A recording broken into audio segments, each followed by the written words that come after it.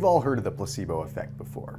We've heard that you can take a sugar pill and you may still have the same response as taking the real medication.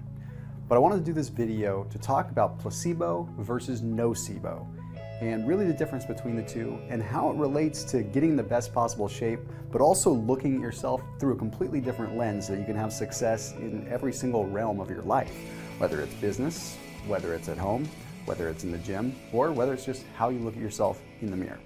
So first and foremost, just to make things clear, what a placebo is literally just that. It's something that is like a sugar pill. So if you were to give someone blood pressure medication, and then you were to give another group of people a placebo that was supposed to be like blood pressure medication, you'd be measuring the difference between the two and seeing which one is a psychological impact and which one has a true physiological impact.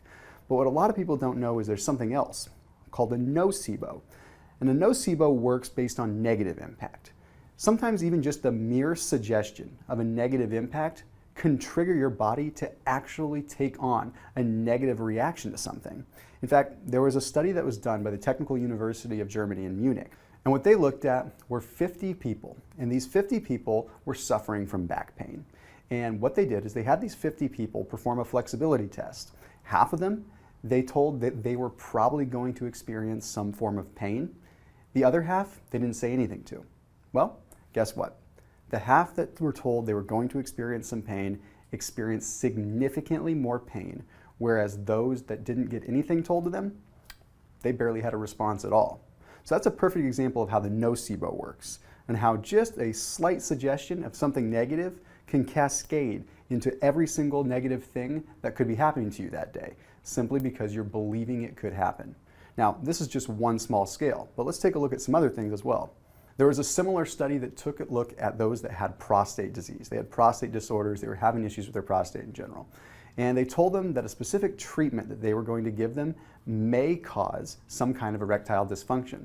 Well, then another group that had prostate disease, they told them that there wasn't going to be any issue with erectile dysfunction. Well, lo and behold, those that were told they were going to have ED ended up having ED. Now, I'm not here to say that the mind is the all-powerful thing that's going to dictate exactly how your body works, but there's a lot of science that's starting to back it up.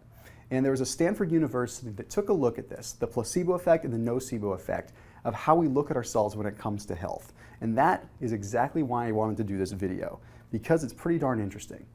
Our perception of how hard a workout is, our perception of how hard our activity is, or our perception of how healthy we are greatly dictates the success of our workouts.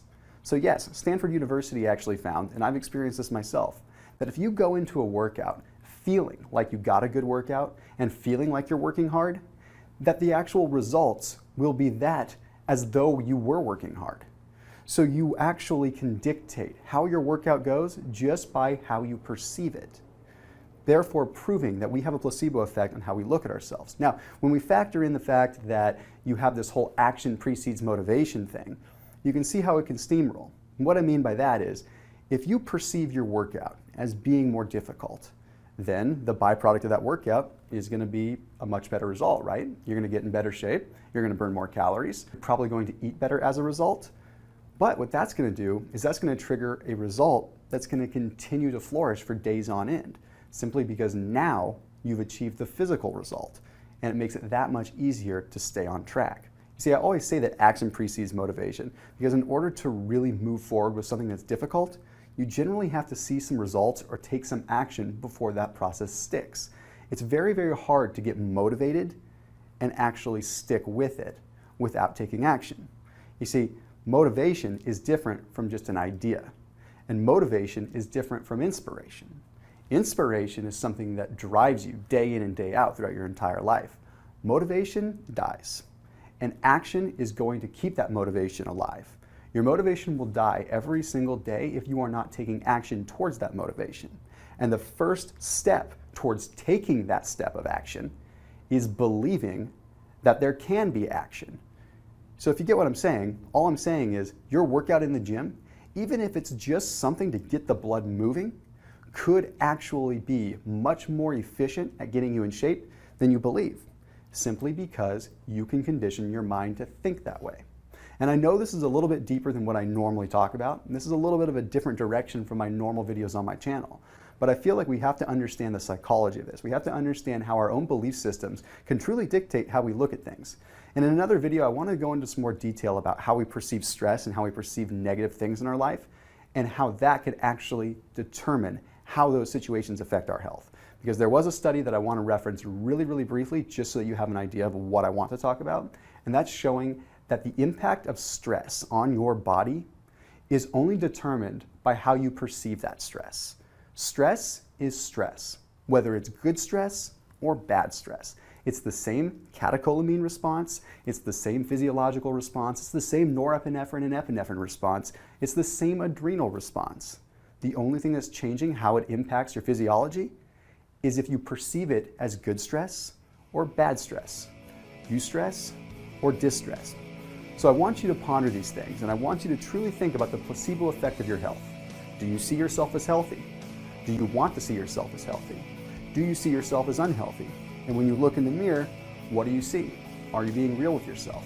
Because having a drill sergeant approach on your life can actually just send you in the opposite direction.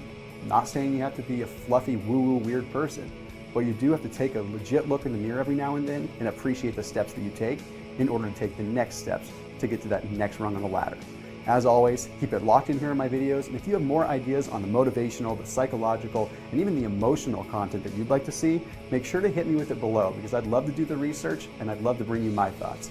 I'll see you in the next video.